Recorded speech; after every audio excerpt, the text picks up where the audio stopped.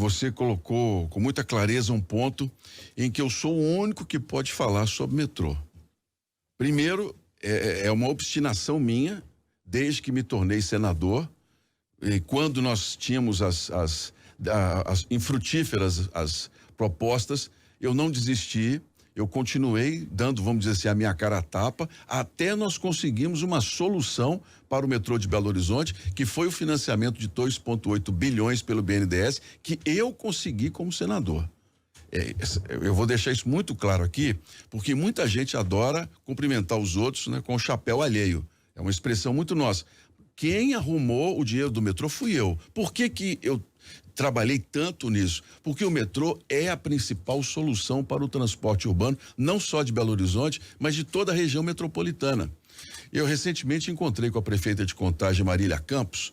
Nós voltamos a falar sobre um assunto que Belo Horizonte nunca deveria ter fugido ou se eximido, que é a integração com os nossos municípios vizinhos.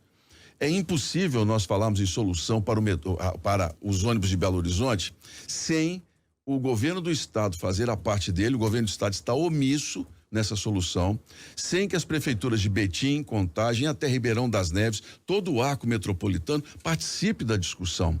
E eu coloco com clareza o seguinte: a privatização do metrô foi um passo fundamental para que a gente possa fazer uma integração de todo o sistema.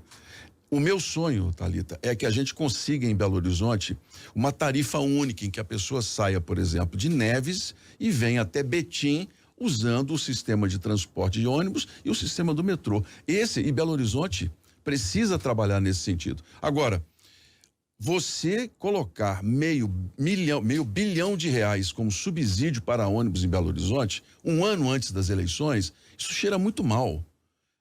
A corrupção, eu não estou falando que houve, mas a gente tem que seguir as experiências. A corrupção nas grandes cidades, ela tem 3 bases: ônibus, lixo e construtoras.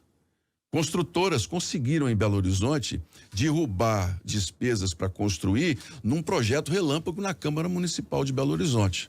Foi feito todo da forma correta, mas assusta a rapidez com que a gente cria benefícios para quem explora a cidade e que nós precisamos deles.